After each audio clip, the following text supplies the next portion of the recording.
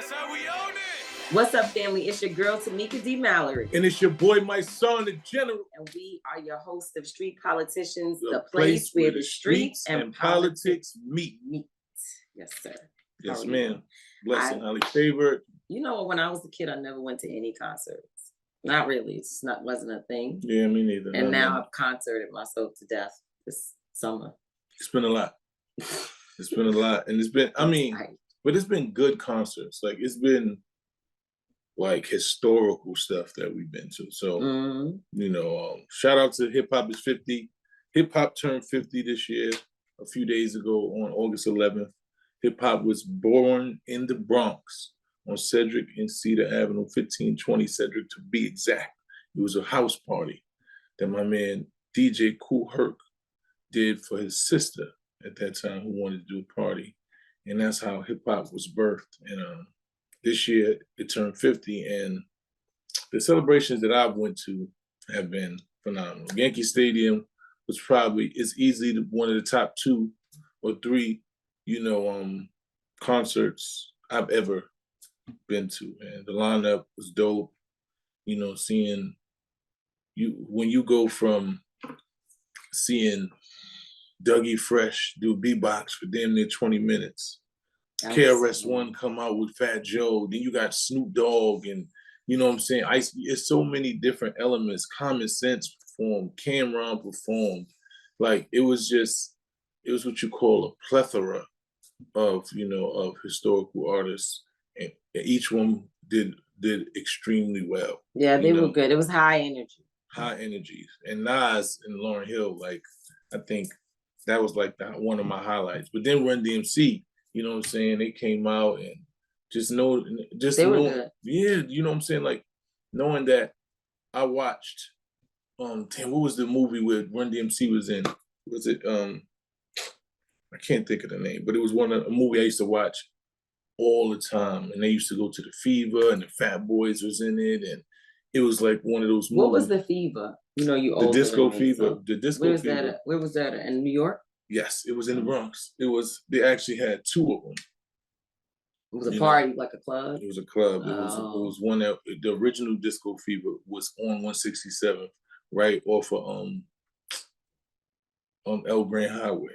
It was the Fever. They used to go there, and then they moved it to East Tremont Avenue. But the original Fever is where they had this movie, and I remember watching Run DMC perform.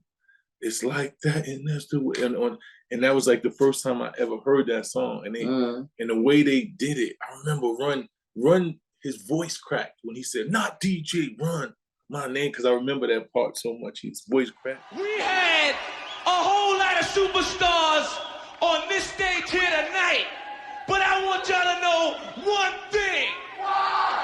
This is my motherfucking house. And when I say whose house, I want y'all to say Run's house. Whose house?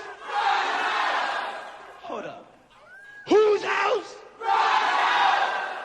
Not DJ Run's. My name, Jam Master Jay, is his. He's the MC. It's like that, and that's the way it is. It was one of the best things. So this being a kid watching that movie and then watching Run DMC perform and just watching just all the greatness, man. And then, you weren't privy to the next day.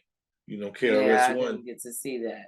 But obviously you and Ben Crump were, because y'all was there together. Shout out Ben Crump. Shout out everybody. I can't believe Ben Crump was in the Bronx on Cedric Avenue. And he told them that hip hop is Black culture. You know what I'm saying? They can't, and if they can't kill hip hop. You know what I'm saying? Because Black culture is hip hop. And he tore it down. He gave a word out there, man. I wonder who had him go speak there. I don't know. He hip hop, man. Like, it was so. His Crump hip hop. Yeah, I guess he is. Well, he loves hip hop. He loves hip hop. But the Energy, KRS-One, Public Enemy performed. Flavor Flav was up there doing what Flavor Flav do. At the Cedric Avenue thing? Yeah.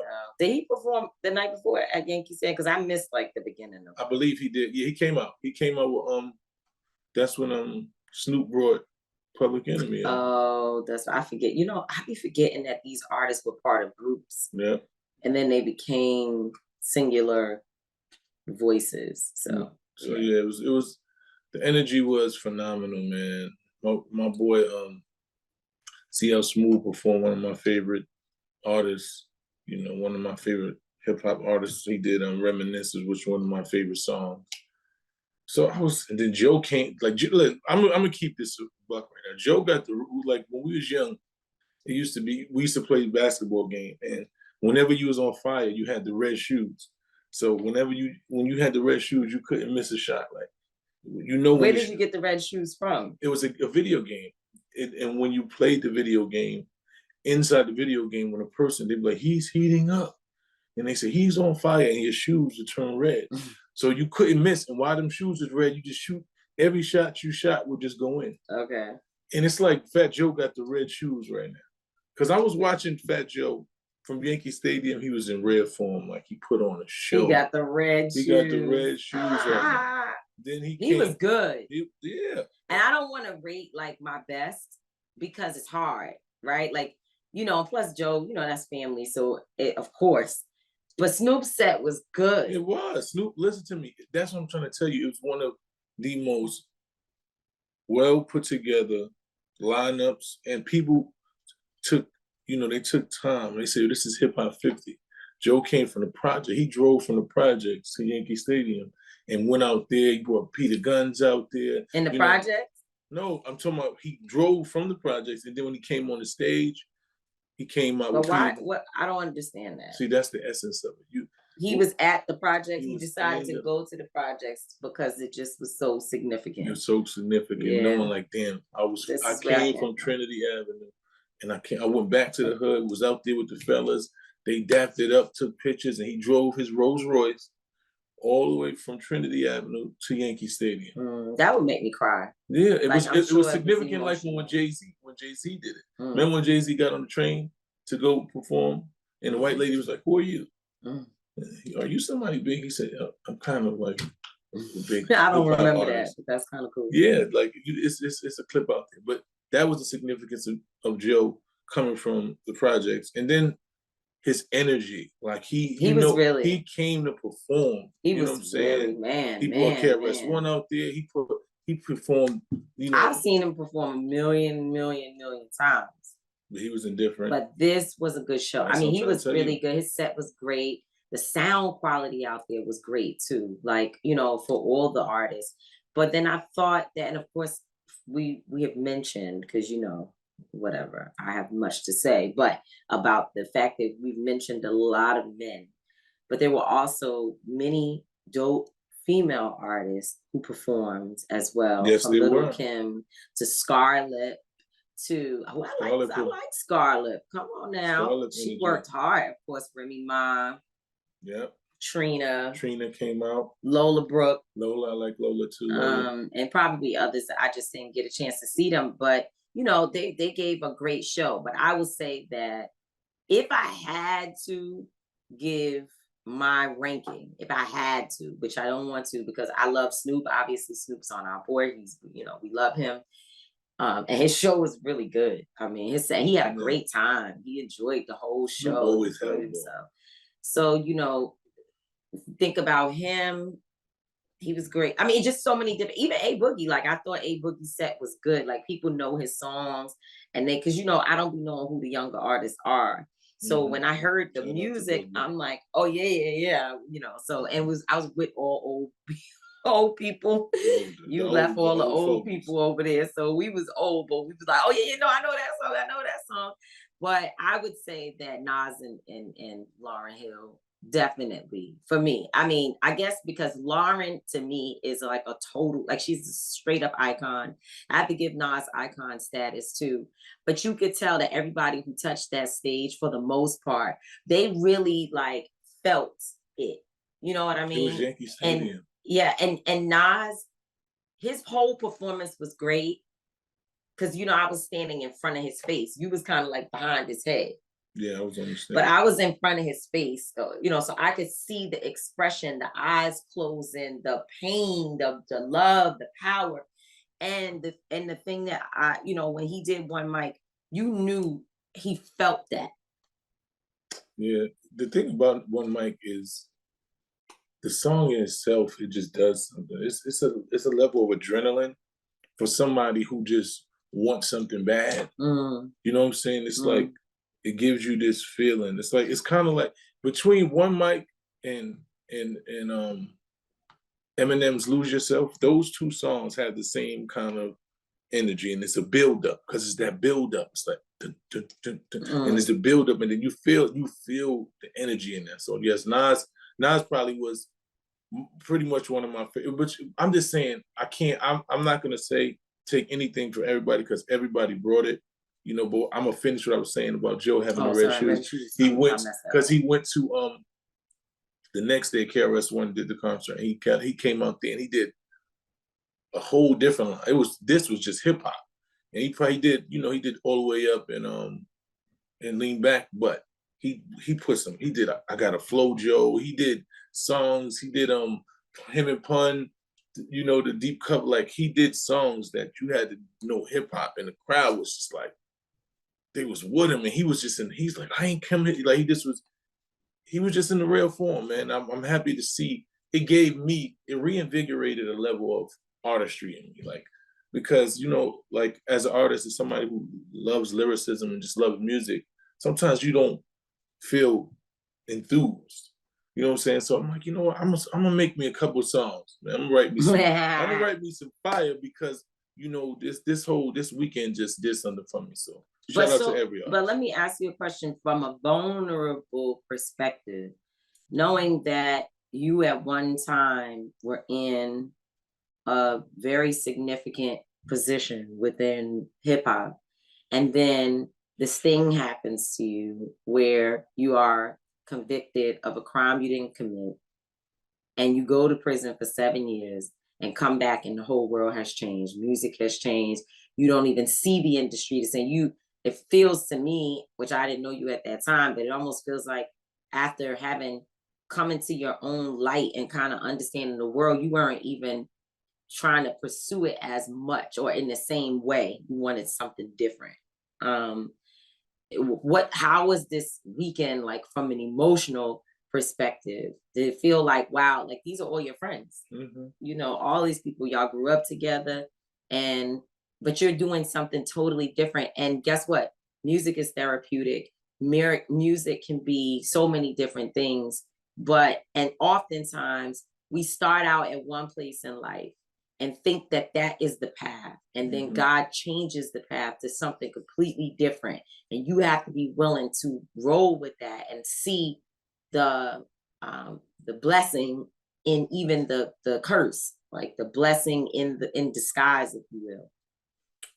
Yeah, it's like I told you, it's bittersweet, right? It's sweet because I love hip hop so much, and I love the artistry, and I know what it takes, right? And seeing that stadium like that, and seeing artists just come out there and perform at that high level, it's a beautiful thing. But just knowing that had things been a little different, that 9 out of 10 times you would have been a part of that. You understand what I'm saying? Just knowing that. And there was a time that I know that I was on the verge of hip hop royalty. Like I know the level of artistry that I have. I know the dedication. Well, they knew. I mean, people mention it. Like I've had conversations with Puff, with Mona Scott, with others, and they have said, like, my son was probably one of the best writers in terms of content, writing all your own songs and delivery and attitude. Yeah. Because you always have been, from what I know, very even keel and just cool. You never was like, from what I could see, you never was like one of those tough, stupid guys. Like, want to create problems everywhere. Yeah. I just one that didn't do. I just have very low tolerance for ignorance and disrespect. But for the most part, I carried myself as a young 22-year-old.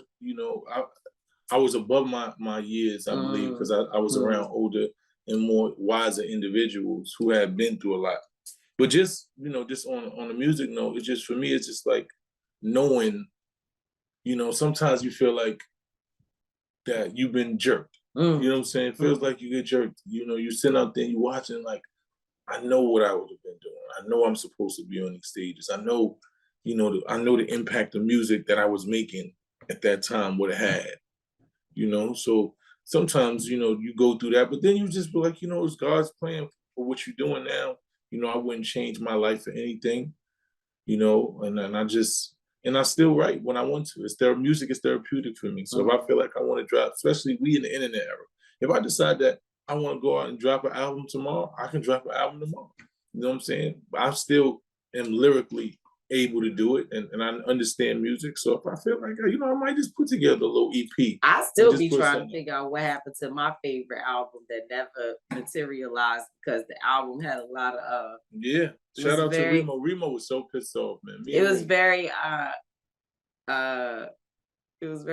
what I want to say. It was like underground, not really underground. It was just different. I like that album. It was not X-rated. Not X-rated. It was damn, I gotta get a good word. It was not for everybody. Yeah, it was quality. It wasn't music. Your grandmother's album. It was quality music. It was such a good album. Yeah, and it was just at a different time and space. So, but it was still dope. And shout out to Remo. Remo talks about that all the time. Remo. Like, we were supposed to put that out. Like, you know what I'm saying? We stood in the studio and we created bangers. Like, these was bangers. So, but hey, the music is still, you never know. We might just decide. You are the one who was like, I can't put this out. Because it was more, the content is so raw. It is very, but it's good. It's good. It's raw and it's real, but it would contradict the moment. Now you could do it because you are very clear about who you are, what you're doing. Yeah. And we've been clear about the fact that we're not one-dimensional. So I'm wearing my Daniel Cameron, my Breonna Taylor and Daniel Cameron. It says Attorney General Daniel Cameron wants to be the governor. He refused to prosecute Breonna Taylor's killers. He failed Breonna, he failed Kentucky. Stop Cameron at Until Freedom. With this t-shirt is the donation that you should make. Well, with the donation, you get the t-shirt. You get the t-shirt. Right. To our campaign to pretty much stop Daniel Cameron. Because there's no way that we can allow someone like Daniel Cameron to be the governor of Kentucky when we already know his politics is anti-us. Mm-hmm. On your skin folk ain't your kinfolk. So, Daniel Cameron is the black, most of you who listen to us every week, you know the story. But sometimes you get a new person and they say repetition is the best exercise of remembrance, of having people remember things. And I need it. I have to remind myself all the time. So Daniel Cameron is the current Attorney General in the state of Kentucky. He became the special prosecutor in the Breonna Taylor matter, the death of Breonna Taylor and the harassment and everything else that you could think of Kenneth Walker, Breonna Taylor's boyfriend. So the reason what special prosecutor means is that the local district attorney decided to recuse himself from the case. He did not want to prosecute officers who he worked very closely with. Clearly, that's one of the issues with district attorneys and police departments across the country, is that most of them work in the same buildings or in the complex. So they're very close. They see one another all the time. The officers are often there to help the district attorney build their case. And even though they in some cases have to bring charges against officers as well, and or report behavior, behavior that is illegal or whatever, they have to do that. They really don't do it enough, and they try their best to not have problems with the police, right? So I guess in this situation, they felt it would be better. He felt it would be better, which we don't agree with at all, but he felt it would be better to recuse himself and allow the Attorney General, which is an individual who doesn't work with the local Louisville Police Department, to have him prosecute the case. Well, the Attorney General, Daniel Cameron, he purposely did not prosecute those officers or attempt to get an indictment. Why do we know purposely? So people say, well, how do you know it's purposeful? Well, because the jurors came forward at the end of the grand jury proceedings when there were no charges for the murder of Breonna Taylor and said that they had expectations that they would hear evidence and be presented with a list of charges that they could choose from to indict the officers for killing Breonna Taylor. These jurors, it was, I think, 3 of them that came forward of a panel of, 12 people. 3 of them came forward to say they had never, ever received any charges. So Daniel Cameron never even presented them with anything that they could use to indict those officers for Breonna's death. And then he lied because he came forward and said that the jury did not find any charges for Breonna. They did not find the officers liable for her death. And that is not true because they didn't get an opportunity to even look at charges. That's right. So now he wants to be governor. Well, along the way, we found out what we believe to be why he didn't want to charge the officers. We found out that he's a major supporter of police. He, as a conservative, a Black man who, yes, is a conservative, he is a Republican. He supports police. He wants to see police have more power, not less. He does not want there to be checks and balances, if you will. So in his 12-point plan that he released as part of his campaign for the governorship, he says that he wants to get rid of the Civilian Complaint Review Board, which is the only opportunity, the only recourse that we as citizens have to try to get justice when police officers engage in wrongdoing.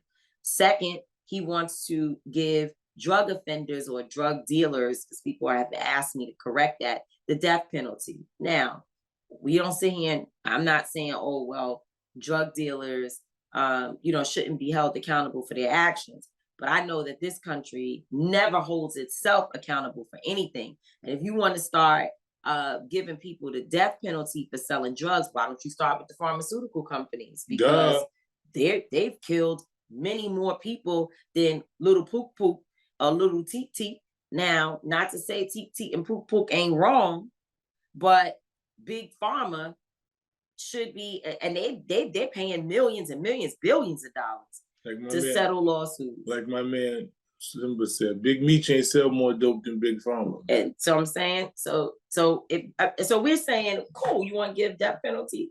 Let's start with the real actors. Rite Aid. Let's start with Rite Aid and CVS. Yeah. No, CVS and Rite Aid would not be a part of it. Why not? We take that back. Man, they out there selling. But they're not selling. Smack. No, they're not selling. They got that smack in there. No, they don't sell it. Okay, what they let's do? They not just the prescription. Miseducate people. So they not CVS and all providers. No, they are responsible for doing what the doctor ordered. If the doctor says that my son needs oxycodone, they don't get to ask you about your medical stuff. They just have to provide it because that is their job. But there's still over-the-counter medicines that they sell over there. But it's not. But that's not. No, the people who have to be held responsible are the pharmaceutical companies and the doctors who work with the pharmaceutical companies that get kickbacks for getting people to use certain types of drugs. Those are the ones. And of course, even government officials who have been involved in like helping lobbyists to help these pharmaceutical companies avoid responsibility. So with that being said, there's a bunch of people if you want to have death penalty. But what we know is that they're never, ever, ever, never going to do that. They are never going to hold Big Pharma accountable where these laws apply to them. No, they are going to want to try to put forth these policies for folks who are, low hanging fruit, which is our people. All the time. Our people. All the time. So that's why we can't support that, because it'll never be distributed fairly across the board. Because if they started doing it and they looked at the crime and the punishment, they would have to kill their own. And that's not going to happen. That ain't gonna happen. So things like that. And we could go on with other things that he said. He wants to give police more surveillance opportunities so they can get even more surveillance and wiretaps and whatnot on individuals. I mean, he wants to give police full reign, and also has not come forward with a plan for how you deal with accountability. In fact, he was asked about accountability in terms of the Civilian Complaint Review Board, and he had no answer and tried to move on to another question several times in a forum. So that's why he can't be governor. It's yes, Breonna Taylor would be that would be I'm using the word retaliation, and I don't know if that's a appropriate I don't think word. I think it would be reciprocity, or I don't know. We have to be careful with the language we use, but it would be basically you screwed Breonna, you can't be governor. And that actually, to me, is fine. Like, if people get in this to say, all I care about is because of what he did to Breonna Taylor, I'm going to do my part in making sure he doesn't become governor, that is completely fine. But in this situation, we can go on and take Breonna and put her on the side and just deal with the things that I just mentioned about his policies. It's not good for Kentucky, and it's more importantly not good for America, because he is a black Ron DeSantis. A black Ron DeSantis. And these people have a plan for us that is so devastating and and it's contagious. It's growing across the nation, and he will be a part of that. So that's that. We're selling this t-shirt. We're asking for a $50 donation. And with the $50 donation, you get this beautiful t-shirt, this beautiful, beautiful photo of Breonna Taylor. Excuse me, sorry. And I hope that you will support. Yes. So you go to untilfreedom.com. That's untilfreedom.com. Click shop, and you purchase a t-shirt. You get the t-shirt. $50 you spend with our organization, and it will help us because we're headed back to Kentucky the rest of this month. You got Black music festivals, you got all the 50th hip hop stuff, you have the just too much stuff, all kinds of things. But it's time to go to work. And after Labor Day, we'll be back in Kentucky on a regular basis, doing what we need to do to fight to make sure that Daniel Cameron does not become governor of the state of Kentucky.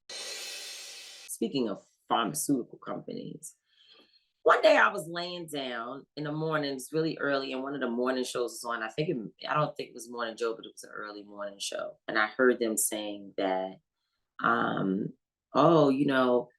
you can use this shot, and you can, and it's for diabetes. So it basically helps you because, with diabetes, one of the biggest things is your intake. So you want to take, they want to, when they're trying to help treat you, they're trying to reduce your desire for food. Okay.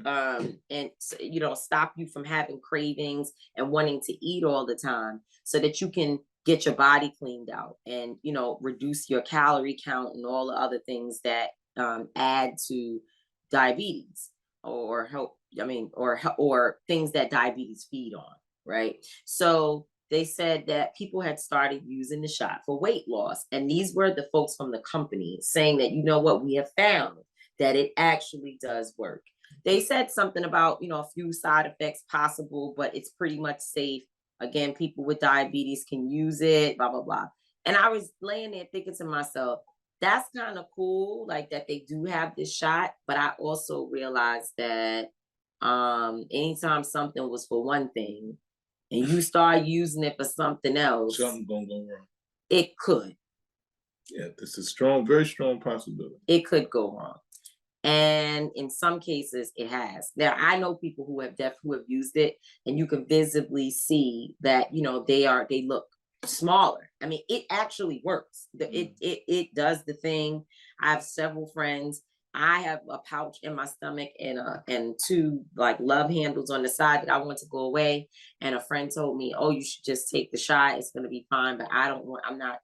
I don't want to do that because I think it reduces a lot of things. Like you start losing weight all over, and you know me, I can get to be a skeleton if I don't take care of myself properly. So I don't need that. But there are a lot of people out here who have weight control issues and they're looking for something and they don't want to get 3 surgeries, 2 surgeries, or even 1 surgery, and they don't want to work out. So, which is your thing that you always say. Got to work out. They also don't probably want to eat right. I don't know. Maybe you do have to eat right on the shot. I've never heard that. And so, but again, I figure something has got to be. And so recently I learned of 2 people who have had severe side effects from that shot. One person has now developed some type of thyroid problem, or when they say thyroid cancer, could be one of the side effects. But this person has some type of thyroid, some issue. So that's one thing. And then another person who's actually very close to me had pancreatitis and an intestine shut down. It was paralyzed and they had to be rushed to the hospital. It was in the hospital for several days trying to get these things straight. And it was all after taking this shot. So I just would like to say that I understand wanting to be fine, honey, because, I work at it not as much as I should, but I work at it and I get it. I get that, weight loss is so hard, especially once you get past a certain age, life and everything else. But people need to be really, really careful about taking something that is not prescribed for the thing for something else, because it has the potential to really, really screw you up. So, I guess some people, and I don't really talk about weight because people look at me like, how dare you? But I have my own struggles. Oh, yeah. Weight is a thing, especially like you said, it's hard. I'm trying to get this 6-pack back together, man. It's tough. It's tough. I never seen like fat on my stomach in my 20s and 30s. I just never seen it. It just wasn't even a thing. I never even really had to work for it. It just had, 6-pack. That was my thing. Had no 6-pack, no whole 20s and no 30s, child. Like I'm gonna say it again, my 6-pack is legendary.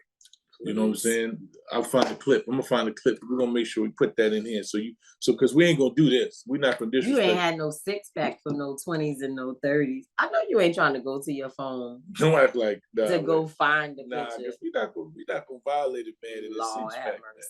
Anyway, we ain't gonna, what was you saying? What I was saying, is that I know how hard it is to lose weight.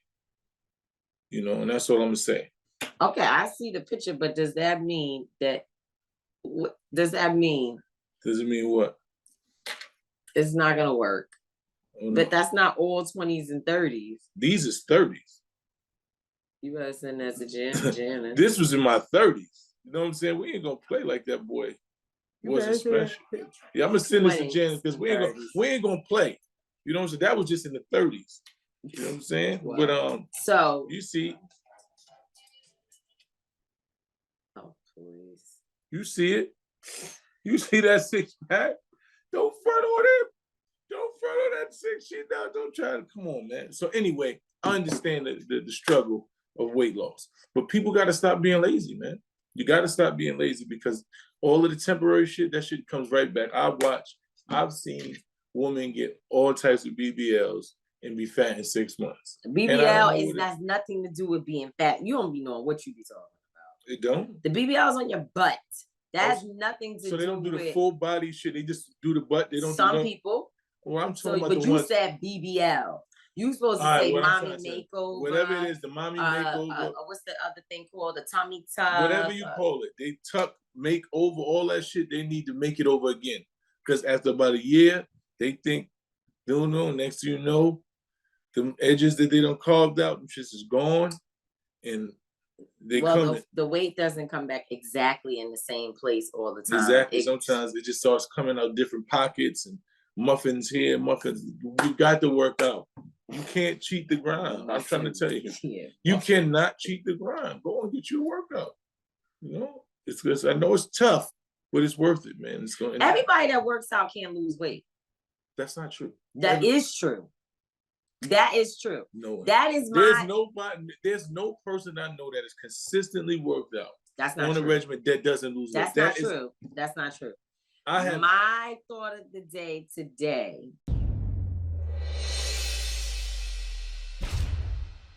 My thought of the day today. I have thought of the day. You know what it is? You don't know what you're talking about. Okay. There are women and men that work out every day and cannot shake the weight. They start getting more toned in certain places, but the weight shedding is very hard, especially stomach. Every day that can't shed weight. Yes, it is. What are you talking about? I have never heard of that. I have family members that work out all the time, and they still got big stomachs. I mean, they in the gym playing around. They just in the gym. There's nobody that is now. They might not be eating what they should. They're not eating, and they're not working out properly. Because even if you work out every day, if there's a level of exercise that your body is doing every day, you're burning calories. You're constantly burning calories. If you're working out properly and you're doing it every day, there's no way that you're not losing weight. That is not a thing. I've never in my life seen it. I've worked out. I've been a personal trainer, and I've seen some people lose weight. Take them longer because they're not consistent at the workout and they don't work their body out as hard. They go in the gym and they come a little bit and then they work a little bit and then they cry and all that. But you tell me somebody consistently works out every day. I'm just telling you. No, ma'am. Yes. No, ma'am. We're moving on. We're about to bring on our guest who's going to come on and talk to us. You know what? History is such a thing. You have to. This down because you sound muffled. Oh. You know what? History is such a thing. And our guest is going to talk about some history that's really important. It just feels like when I think about how much we fight every single day, there are so many issues, even things that haven't been resolved from a long time ago, that people are still fighting. When folks say ain't no leaders and ain't nobody doing nothing and nobody does this and that, it's such bullshit. There are people who are out here really going hard on many fronts, fighting for education, fighting for reparations, fighting for equal housing, fighting for so many different issues, fighting for justice, fighting to get the court straight, fighting for Black dollars, the Black spin. I think about Roland Martin and how he's constantly talking about advertising dollars and how it's not going back into the communities that are using products and services. And it's just, it's a lot of people out here that's using their voices, and we just need to honor them. And their platforms and their skill sets and everything. It's true. So right now we're going to bring a guest on who's doing something big. All right. So as I said, there's so many people fighting. There's so many people fighting. And it really does bother me. I realize that it's probably one of the things that triggers me the most when I hear people being like, oh, folks, nobody's doing anything. I hate to hear people say that because so many people are doing really incredible work to try to level the playing field, if you will, for us, our communities, for our people. And this particular gentleman that we have as a guest today is sort of like a new friend. Our friends that we invite on to Street Politicians. His name is attorney Damario Solomon-Simmons. He has an organization called Justice for Greenwood, and we're going to learn more about what that is. But I think what was very interesting and enticing to me, and then of course I shared it with you about his story. So many of our young men share the same story. Dropped out of high school, or not dropped out of high school, but the bottom of his class in high school, which I don't even know what that means. So we got to ask, what is the bottom? I don't know. Anyway, the bottom of his class in high school, then dropped out of college, then somehow made it back to college and ends up going to the University of Oklahoma, playing football, and then receiving one of the college's most prestigious awards as the first African-American without an outstanding graduation, outstanding performance in school. And I mean, you with so many of our young people go from bottom of the class dropping out to people just never believing in them ever, ever again. And to now be an attorney who is celebrated, who's well known. It's inspirational. It's very inspirational. And for him to be working on dealing with reparations for the Tulsa Massacre race war, the Tulsa Race War Massacre survivors,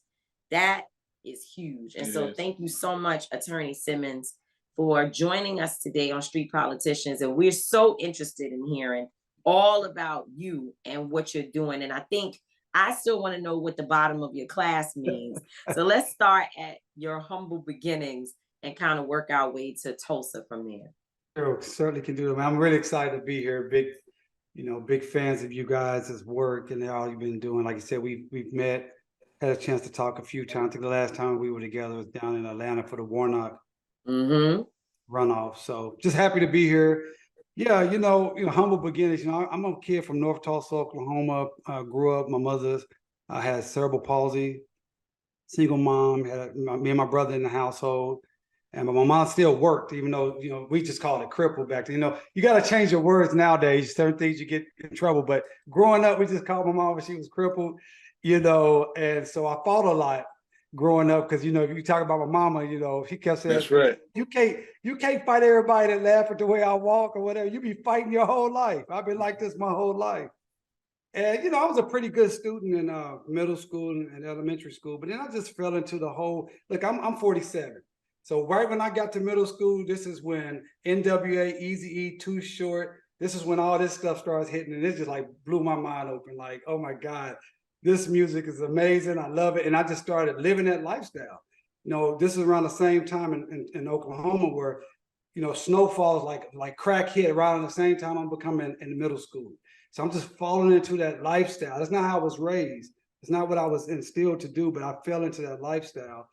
By the time I got to high school, man, my whole dream was to be playing NFL football. And I was a pretty good football player. I thought I was better than I was, but I was a good football player. And that's all I concentrated on. So when you say when I graduated bottom of my class, I was 234 out of 252. And I didn't know I was going to even graduate until the night we were walking across the stage. I was in freshman algebra as a senior with my freshman little brother. Wow. I had flunked. I don't know if you want me to tell you the full story, but it's okay. We want to hear it. I flunked freshman algebra. I flunked the second half of freshman algebra. I should have been kicked out of school. My school was a magnet school, but I was a good athlete, so I got to stay. And then I basically just conned my way through geometry 10th grade year. In my junior year, I had my coach. One of the coaches was the Algebra 2 teacher. We didn't take a test. Like a 4-year Algebra 2, didn't even ever take a quiz. Just got a C, got passed through, right? My senior year, they come in like, Solomon, if you want to graduate, you're going to have to take this freshman algebra. I said, okay, I'll just take the second half. They're like, no, you got to take the full year. So I was in freshman algebra with my freshman brother, but I skipped that class 103 times. Wow. So my brother would come home and he would say, man, would you please show up? Because they keep asking me where you are and what you're doing. Because I was, at this time, I was just interested in hanging out, getting high, chilling, and then going to school for football practice. That's the way I lived. Which was like, and your big little brother was on you. My big little brother was on me. He's like, man, you guys, they all on me. They sweating me because you're not in class. This is a true story. My teacher came to me and said, Damario, if you don't pass this last test with at least a B, you're not going to graduate. You got to study. Did I take that to heart? Hell no. Man, I didn't look at anything. I literally cheated off a little white girl next to me in the 9th grade. I'm a senior. I literally was cheating off 9th graders so I could pass this test. I didn't find out I was actually going to walk, get my degree, till I was in line on a night to walk across the stage. My family's there. I got my cap and gown on, and the teacher said, you will actually graduate. Wow. Dang. Wow. That is very different, right? And along the way, I tore my ACL my senior year, second game of the playoffs. I got arrested. I was addicted to weed, And so my college opportunities for my Division I schools, they just evaporated. You know, I was a good player. I played with 3 pros on my NFL team. On my senior year, I was in high school with 7 guys that made it to NFL and NBA. I know y'all know Eton Thomas. That's a good friend of mine. We all went to Booker T in Tulsa.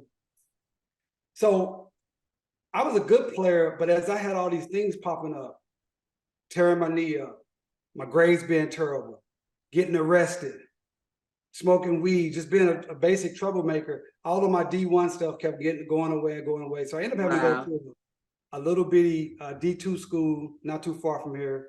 And I couldn't relate. It was a white school in a white town, little stadium, not bigger than my high school stadium. All my homeboys are at major schools, OU, Tennessee, K-State, University of Miami, and I'm at this little bitty old school, and I just got depressed. And that's when I dropped. I was just like, you know, if I can't play at the highest level, I just don't want to do it. And I just ended up just quitting the football team. They took my scholarship. I had to finish out the semester, get loans, moved home, was living with my mama, was gonna go to another school. I tore my shoulder, and I just got so disgruntled, I just dropped out and moved to Dallas. Wow. So what was the process? What was that process like that, you know, in between you dropping out, moving to Dallas, and then saying to yourself, you know, I need to go back to school. I need to you know, get myself together. What was that transition? Yeah. So when I dropped out of school, I talked my now wife, then girlfriend, to dropping out too, and moving to Dallas with me. Wow. We were moving to Dallas to work with a relative of mine who's like a brother. We grew up in the same household, to work at his company, and we're supposed to make all this money, get rich. Well, he turned out to be a con artist, and he even conned me, his brother. So we get down there. I'm working for him. He's not paying me. We wreck our car. We have to move into these apartments that are like roach infested. Like, this is, you know, we were low income, but we didn't live like that. You know what I'm saying? And our whole deal was, we don't want to come back home, because our parents was like, no, don't do this. This is a bad deal. We wanted to prove them wrong. But it was in that moment, I was literally selling air fresheners. This is what happened. I was literally selling air fresheners in South Dallas. If you know anything about South Dallas, that's where the Cotton Bowl is located, where OU and Texas play. That's one of the biggest games in college football. The game was going on. I was selling air fresheners in this barbershop called Graham Barbershop. They had the TV on, watching the OU Texas game. And one of my high school teammates, Damon Parker, was having a career game for OU, rushing for like 200 yards. And I'm sitting there watching him on TV selling air fresheners. And it was like, oh no, hell, this is, what the hell is wrong with this picture?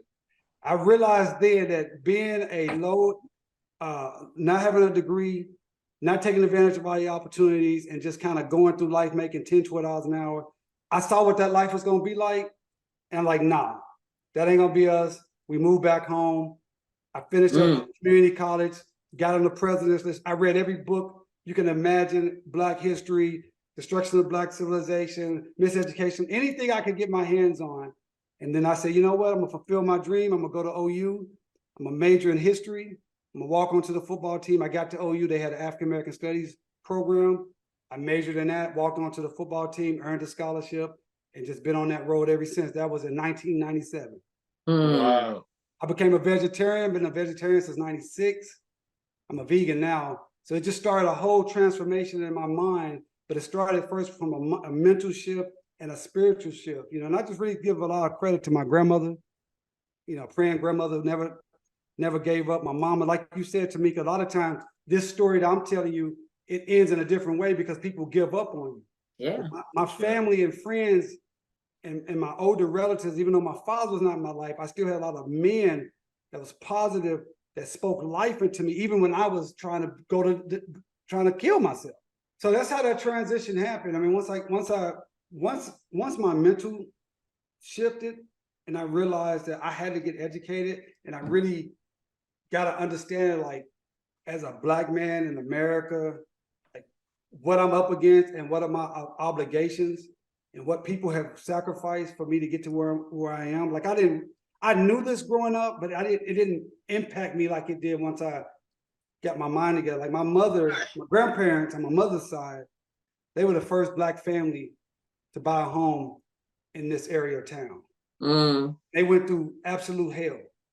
You know, my mother's crippled, like I told you, or handicapped. The white folks in the neighborhood, this is 1957, 1958, 1959. They call my mother crippled nigger baby so often, she thought that was their name.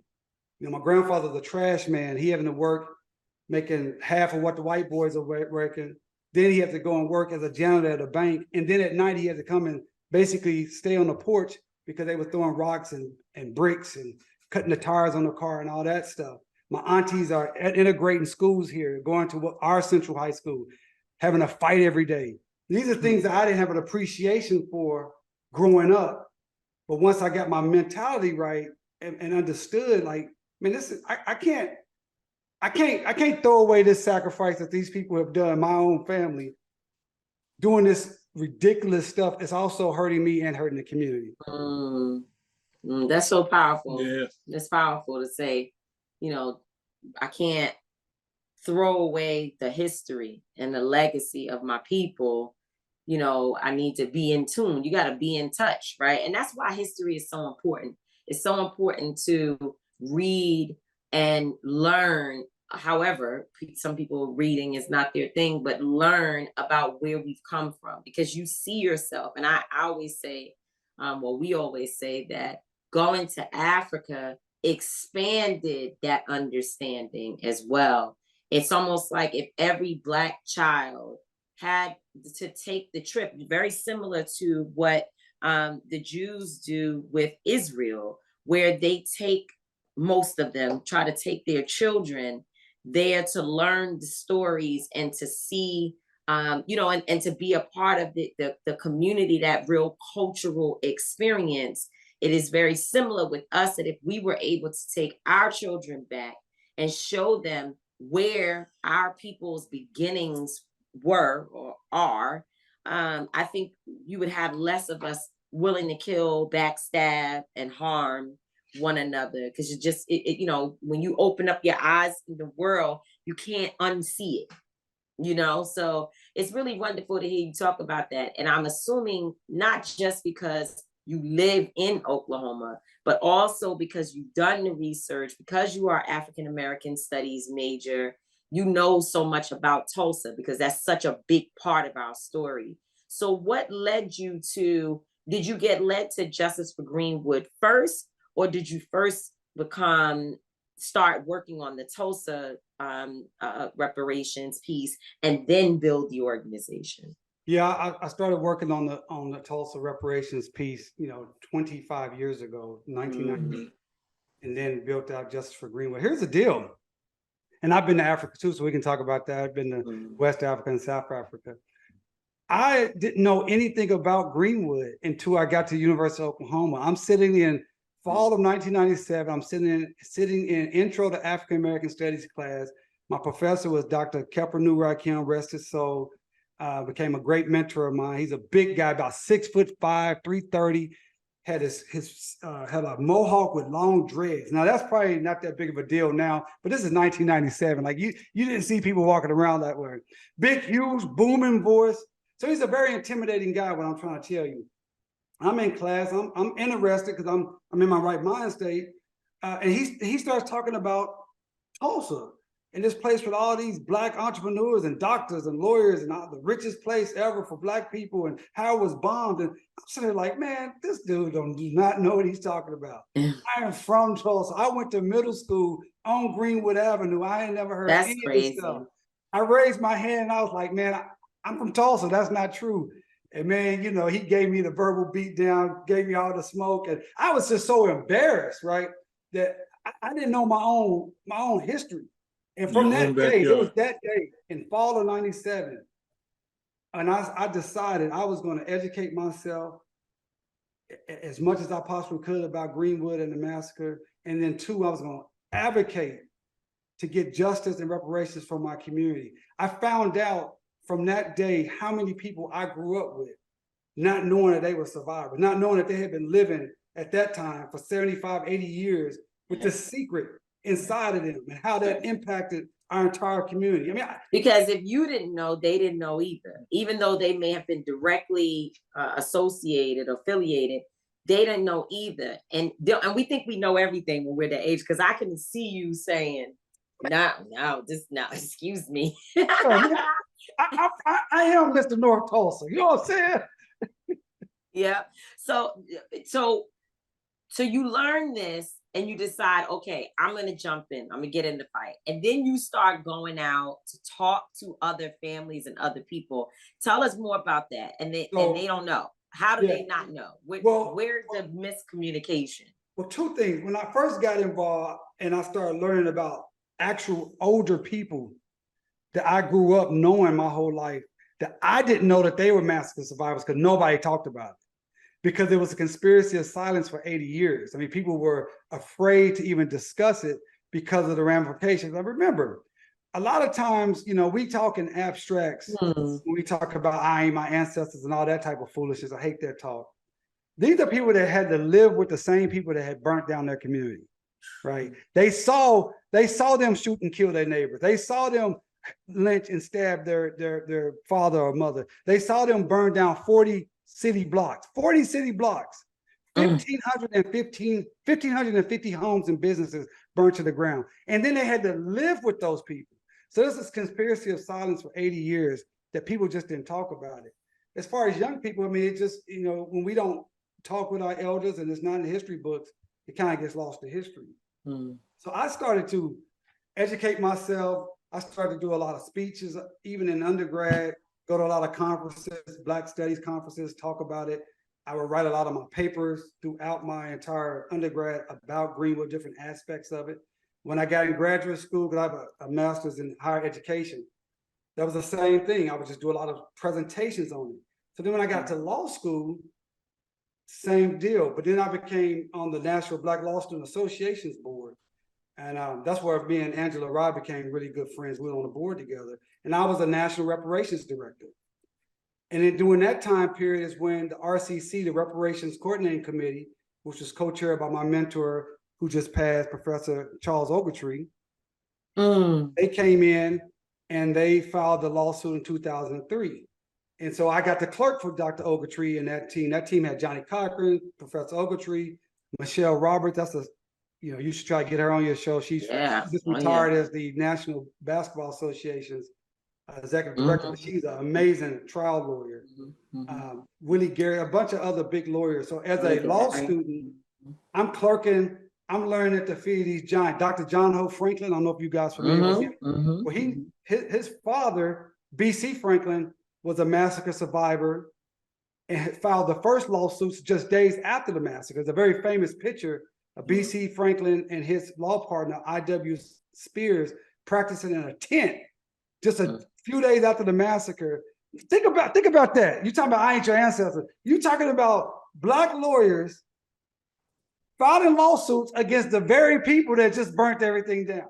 I mean, the fortitude to do that. So I got to work with them from 2003. Then I graduated law school in 2004. I joined as a baby lawyer. Our case got dismissed. That case got dismissed at the district court level in 2004. We appealed that to the 10th Circuit. They overruled us. Then we appealed it to the U.S. Supreme Court. And in 2005, the U.S. Supreme Court, they declined to hear the case. Then we started working on a legislative fix.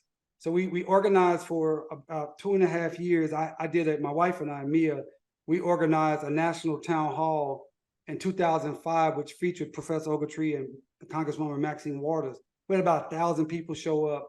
And from that momentum, we were able to work with Representative John Conyers, rest in peace, who crafted some legislation to try to remove the statute of limitations, because that's what we got kicked out of. Right. Said, hey, it's been too long. We got that bill introduced in 2007. We had a congressional hearing in 2007 that I attended with a couple of our survivors at that time.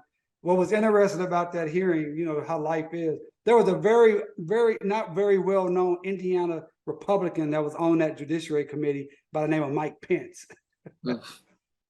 Look at the world. Look at the world. Who said, this is a bad deal, but it's just too long ago. It's nothing we can do about it, So we went through that. We never got a hearing. We fought for that for several years.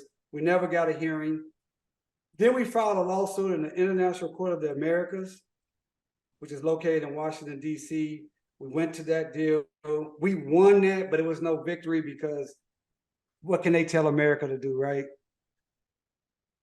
So this is like around 2011, 2012. I mean, a lot of the survivors are dying. People are getting, older lawyers are passing on. They're doing other things.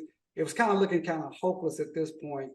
And then at this point, I was representing a lot of professional athletes, doing other things in the law, but I kept writing about the massacre. I kept writing and speaking about it. Then around 2017, 18, I started really feeling like the urgency of the centennial coming and feeling like, okay, man, what can we do? You know, I know the world is going to be watching. And I couldn't really figure out a pathway forward because of the statute of limitations issue. And then in 2019, the Tulsa Chamber of Commerce was one of the perpetrators of the massacre. They came out and did this press conference where they said, hey, we want to come clean and we want to donate the minutes from our meetings right after the massacre, which shows how we were, you know, trying to take advantage and what we wanted to do. And that just really, wow. Oh, yeah, you want to react to that? No, I'm just saying that's big. Yeah, that's crazy. So they came out, but it was a big PR deal because at this point, people were starting to talk about. Remember in '97, nobody's talking about the massacre, right? It's still called the Tulsa Race Riot. Nobody really knows about it. By this time in 2019, May, the Watchman is out. Yeah. You know, more people know. Yeah. I mean, and it's getting bigger. You know, the centennial's coming up, and like it's a lot of attention coming to Tulsa. So now it's like, well, how do we sanitize this? How do we whitewash? So we're gonna come out and we're gonna say we should have done better, and we're gonna make up for it. This has really pissed me off. We're gonna make up for what we did because we're gonna have more diversity on our board, more minority diversity, and more women. They always start that. So that pissed me off, and I was like, man, now I got to figure out something. So 2 weeks later, on Juneteenth, 2019, they had a House hearing on HR 40. They had about 15, 17 people. One person said something about Tulsa, and that was my friend, Professor Eric Miller, who was on the original RCC team. But I hadn't talked to Eric in about 8 or 9 years. And I saw him, I texted him, I DM'd him on Twitter, said, man, I saw you. I've been thinking about doing something. You know, I just think it's right on time that I saw you. Would you be interested? He said, yeah. So I put together, we had this little small ragtag team of me, him, and a couple of other professors, you know, no resources, no big law firm behind us. And we were like, we're just gonna file something. We don't know, it probably won't work. We may even get sanctioned because in the law, it's different than like, we could just say whatever on social media. But you got to file something viable. You can't play with the court's time. That's right. You can get hit with what's called a Rule 11 sanctions, and they sanction you monetarily, discipline you, whatever. And I just made a determination that I don't care. I don't care. Whatever it takes, it's just, if it's nothing but a protest, I'm filing something. So we started working on that. That was in 2019. This is like July 2019. We're working on it. Around October, it's like, man, what we thought we were going to do is like, man, this is not going to work. And I was talking to my homeboy, guy I went to high school with, and we do a lot of cases together. And we started talking about like different theories. And we would just, every day we would talk. And then we saw this news story in Oklahoma about how the state of Oklahoma had got this huge verdict against the opioid companies. They got like a $465 million verdict against these opioid companies, utilizing what's called a public nuisance theory. And so I said, well, they went back like 30, 40 years to get that verdict. And my boy was like, well, man, why are we looking at that? I was like, yeah, let's look at it. So we started researching it. And we found that the public nuisance statute in Oklahoma, which has been around since 1910, does not have a statute of limitation. Woo, I'm getting excited just talking about it. Let me tell you what, when we read that, I mean, it was just like such a beautiful development. Revelation. It was a viable way forward. Let me just tell you how God worked. It was not a protest. It was not just something to say. It was a viable way forward. And we looked at it, and we were looking at the elements. The elements, just to paraphrase, As long as there's an ongoing nuisance, it must be abated. Abated means to be fixed. So think about this. Think about it this way. Y'all remember about 12, 13 years ago when the BP oil explosion happened in the Gulf of Mexico? Yes. Y'all remember that video of that oil just spraying out into the Gulf for like 40, 50 days, just millions of gallons of oil, right? So that's the nuisance. So that's like the massacre. That's like the dropping of the bombs. That's like the burning, the shooting, the killing of the people. But then they plugged that hole. But what about the oil? The oil was still polluting the air. It was polluting the water. It was killing the wildlife. It was hurting people's, their shrimping business or whatever. And people already died. People had already, until that oil is all the way abated, if it takes 1 year or 100 years, that nuisance is ongoing and you have no statute of limitations. Wow. So you all filed that. That's what you use. And you all filed something under that particular, what would it be called? Law, I guess. Public nuisance law. Public nuisance law. And then that was the first time that they couldn't throw it out. They couldn't throw it out. So we realized that at the end of 2019, so now it's like, okay, now we need a client. The church, Vernon May and me, of all the 1,550 structures that was in Greenwood, we have one structure that's still surviving the massacre, and it's a basement where they hid during the bombing. So we signed them up, and then only living survivor in Tulsa at the time that we knew about, she was 105 at the time, Mother Randall, got her signed up. And then the crazy thing happened. The craziest thing happened. Well, first of all, COVID happened, right? COVID shuts everything down.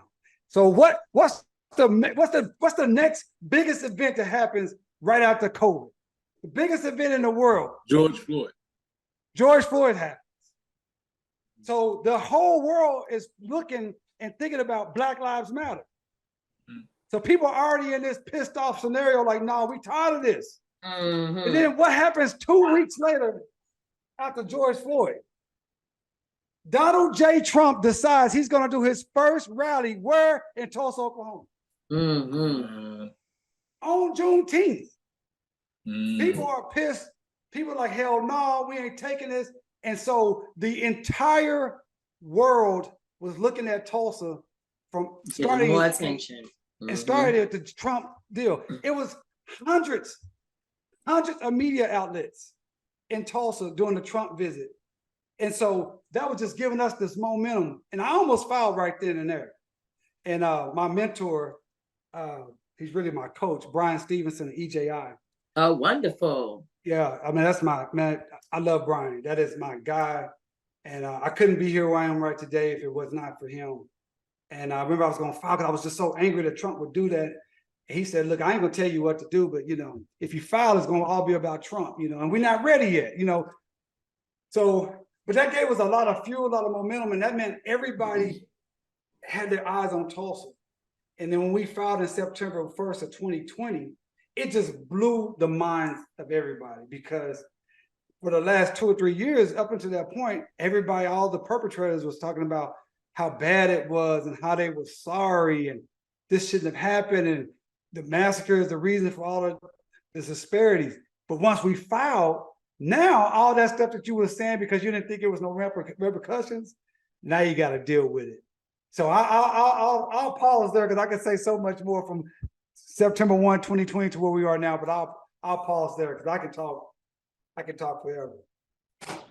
No, just listening to it and understanding the journey in it for me is just like, wow, watching, seeing and knowing that, God provides the time. It ain't your time, it's God's time. And so after when did you actually file? We filed September 1, 2020. For September 1, 2020. And what is the status of it? So right now, our case we got dismissed out on July 7th. But I guess before I talk about that dismissal, when we filed on September 1, 2020, they filed a motion to dismiss. They being the perpetrators. That's the city, the county, the chamber, the state of Oklahoma, and some other entities. We litigated that for a year, which is unusual for that to take that long in state court. Then we had a hearing on May 2nd, 2022. Hundreds of people were there, lots of dignitaries, people like my friend, Representative Sheila Jackson Lee, Barbara Arnwine. And at that hearing, our judge, for the first time in the history of any of these type of massacres, said we could move forward. She denied the motion to dismiss by the defendants. But then she waited 3 months to do her written order. And in her written order, she kind of went back on what she said in May. She did that in August. But then we had to go back through the process all over again. And we've been waiting since August of last year. And then this July 7th, she dismissed us without prejudice. I mean, with prejudice, meaning we could not refile the case in her court. So we had 30 days to file our appeal with the Oklahoma Supreme Court. We got our appeal filed on August 4th. We announced the filing with a press conference on August 7th. We have 3 major things that need to happen for us to win this appeal. The first major thing we had to have happen is that the Oklahoma Supreme Court accepts the case. 99% of the cases that are filed at the Oklahoma Supreme Court, they don't accept it. They kick it down to what's called a court of civil appeals. They have accepted the case. That is huge development. Phenomenal. Yeah, Phenomenal. It's a phenomenal development. It happened very, very quickly. We are emboldened. We feel very good about it. The next step is to have an oral hearing. And obviously the last step is for them to decide that they will give us the opportunity. And I'll be very clear. All we're asking for at this point is the opportunity to have our day in court. So we've been fighting for almost 3 years just for opportunity. Court, just for opportunity. Wow. Well, that's amazing, man. It is. You know, I think everything is aligned, you know, as it should be. You know, I think you know, we never know what these courts are going to do. So, you know, but I think you've done the work. You know, I think that you've done the research, and I think that I have enough faith in you that I know that what you present to get that day in court is going to be something that's so powerful that it's going to, regardless of what they do, it's going to start ripples. It's going to start ripples because when you actually see, because even when you said what Mike Pence said, you know, like, yeah, this is messed up, but you know, it's past. Now we passed that. You know, you can't say that the statute of limitation is gone. Now you actually got to hear what we have to present. Right. And I think there's nobody can really deny what the Tulsa, you know, massacre did and how it completely shifted our culture. You know, just shifted just our lineage and, you know, throughout history. So I think reparations is definitely, you know, required for that. So I'm rooting for you, man. I think your energy, like we hear it, you know, we can see the passion and the drive. And, you know, just as I was doing my research before you joined us today, I see how long you've been in this, you know, and it's a long battle. And you educated yourself, educated others, brought a team along, didn't think that you could do it by yourself, which is one of the challenges that sometimes our people face, is trying to go at it alone so that in the end, you could be the one to claim the victory. But that's not this. It's impossible. It's going to take so many hearts and minds and so many different leaders to come together. And I think that a win for Tulsa is a win on this journey towards reparations for our people in general. So when you said that Congresswoman Sheila Jackson Lee and Barbara Arnwine were there to support you, it makes sense because they also understand collaboration is key and that it is a lineage, it is a process, it is a journey. And once we are able to see justice for Tulsa, then we can start to use it as a contagious sort of drive for other places to do the same. So I love it. I'm proud of what you're doing, but I'm also inspired, very inspired to hear your story, to see how just how passionate, I guess, you know, you are about making sure that this happens. So I just want to thank you so much for joining us today, giving us like a colorful understanding of what is happening. So how can people help you? And, you know, what can they do? Can they donate to Justice for Greenwood? And what are ways that they can stay involved and learn more about what you have, you know, what you're doing? Yeah, thank you so much for that. I'm inspired too. I'm inspired to be here with you all and be in community. And so, and you're right, we have to work together as a team. And it is not just me, no question at all. But how people can help, they can help in 3 ways. Number one, go to justiceforgreenwood.org. We are a 501c3 organization, and make a donation. This work is taxing. It is taxing, and you two know this as much as anybody. Very much. It's taxing physically, emotionally, spiritually, mentally, but also financially. You know, and we've been very blessed at Justice for Greenwood to have support so we can do the work that we do.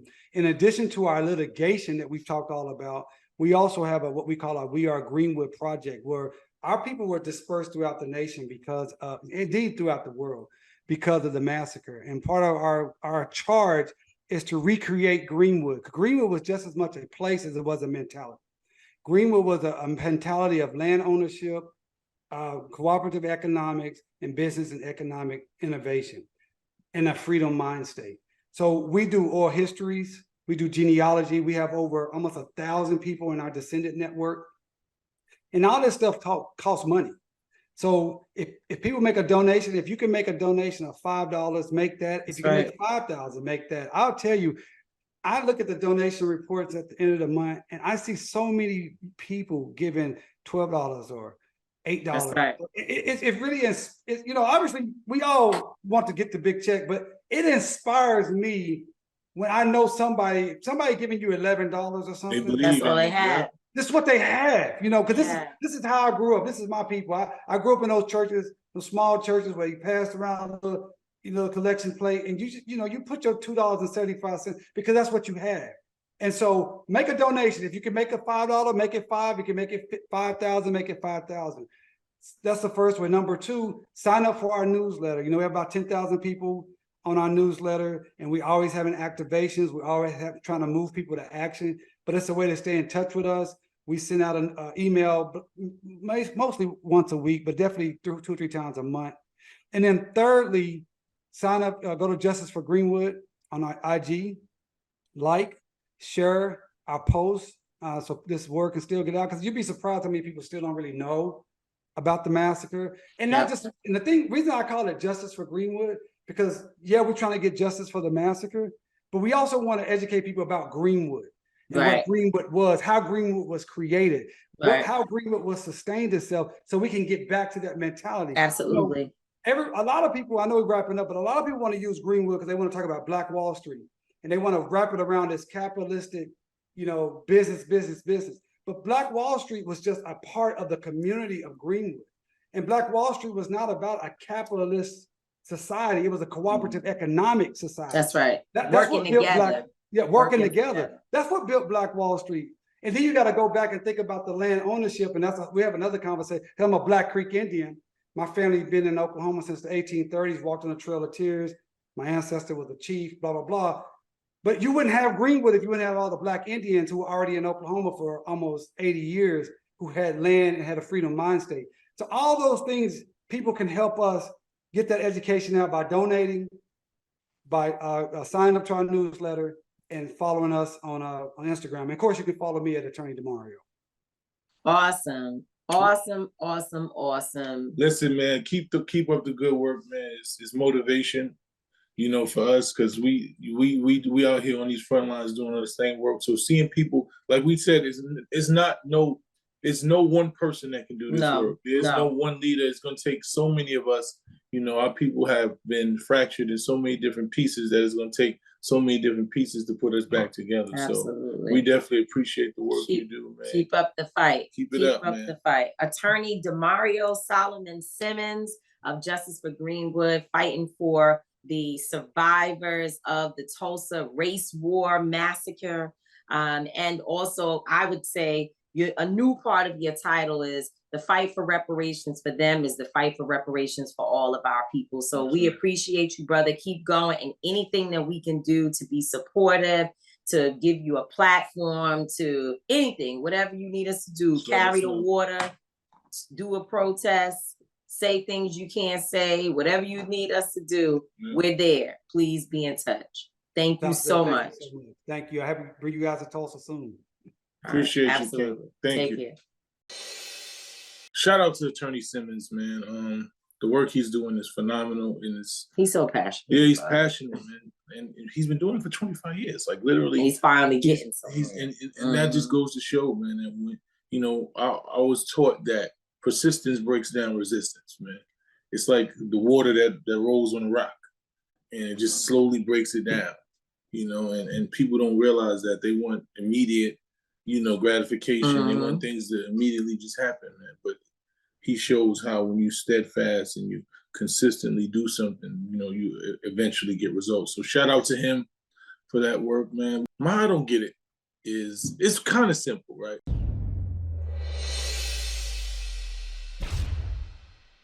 We've been celebrating the 50th anniversary of hip hop, the 50th year of hip hop.